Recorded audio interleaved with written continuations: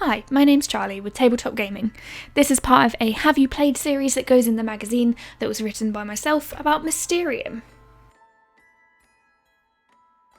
I'm sure most of us can remember pouring hours into Cluedo with family members, only to put it on the shelf one day and, despite fond memories, probably never pick it up again. Mysterium invokes that same sense of mystery as your nostalgia for Cluedo does, except now you're arguing with your fellow players over a murderer's location, killer, and weapon to uncover the correct circumstances, but this time based on abstract clues from a forgetful ghost played by your teammate. It sounds like a stretch, but really it isn't. There's great fun in playing detective, solving clues based on your own intuition and investigation, and both are split into components, building up little victories into an overall win. The big difference is that you play cooperatively with your fellow players, though you may not agree with them, but that's up to you to argue your case, and Mysterium specialises in the abstract clues rather than the process of elimination. After all, solving a murder is no easy task. What is it about? Mysterium Manor has been struck over the years with a number of murders in mysterious and unsolved circumstances, and as such there are a number of ghosts trapped there until the truth can be revealed. You'll play as either the ghost or a medium who's been invited to the manor for a séance in an attempt to uncover the truth. As a medium, you'll aim to progress through the game board by correctly guessing the circumstances of the murder. Each medium will have different set of circumstances, but you'll work together to climb the board, and it's only in the final round you'll try to uncover which of these circumstances is for the murder of your ghost in a blind vote based on the cards, with the number of cards dependent proving your own clairvoyancy in guessing who is right throughout the game. If the majority guesses correctly, you've won! Only, of course, it's not as simple as it sounds.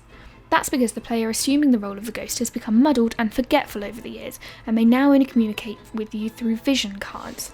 These are cards dished out by the ghost depicting abstract art pieces that can be used to give a clue as to the circumstances of their demise. Guess correctly, and you'll move to the next area. These might be straightforward. A series of cards, all containing some form of travel, might apply to the murderer card that shows him to be a cartographer, and you'll place your token on this one for this round. However, ghosts only hold a limited number of cards at any time, so the reasoning may stretch as the cards are more difficult, making it more difficult for the medium to then guess. You and your fellow mediums may be searching for a deeper meaning when the ghost merely thought the colour scheme matched. Why should you try it? The game is like Cluedo meets Dixit from Beyond the Grave, but with enviable artwork and high tension, and it will test how well you know your fellow mediums as well as the ghost. You'll need to debate what the ghost player meant, and you'll quickly learn to anticipate how the ghost thinks, rather than what might make initial sense. One player may see a book in the vision and immediately think the ghost meant the library. On the other hand, another player might remember that the ghost player's favourite book is Great Expectations and believe they will have played this in reference to the attic because it looks like a wedding dress Mrs. Havisham could have worn.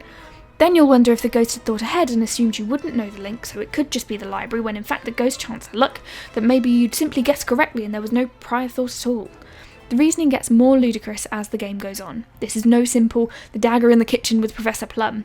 You'll find yourself laughing at the nonsense you and your fellow players are trying to justify as the web gets even more tangled. These discussions for the ghost player are both amusing and frustrating.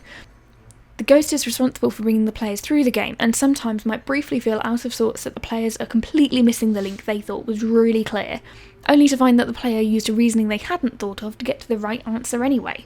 The game refers to this phenomenon as inspired guesswork, which is particularly accurate.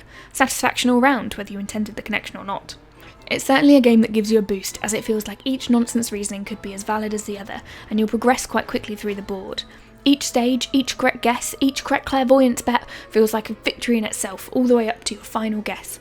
Ultimately, you have 8 rounds for all players to reach the final guess, but surprisingly often, this is more than enough. You can still lose as a group for a player failing to get there, or for getting the final clue wrong, but that just encourages wider discussion to help them to do so. It's a team game, no matter how long the debate wages for. Finally, a great bonus to the game is the vision cards alone. These have changed from its original printing to the version available today to some gorgeous, though somewhat bizarre, abstract drawings. They're just rational enough to make regular links, so you may use a card containing food to denote a chef, but abstract enough to cause debate as to what they link to. A personal favourite is the open umbrella hanging from the moon and raining into the sea. It's a tricky card to use for a clue for pretty much every option available, so it's always contentious, and therefore amusing to see it played. Mysterium then does a great job of testing how well you know your friend's intentions, how well you can essentially read a Rorschach test on their behalf, and forces you to communicate your thoughts back and forward. It feeds on that feeling of wanting to know the truth and being responsible for the outcome. It's maybe too long a game to play and understand to be described as a party game, but it remains a great one to share with friends. So that's Mysterium.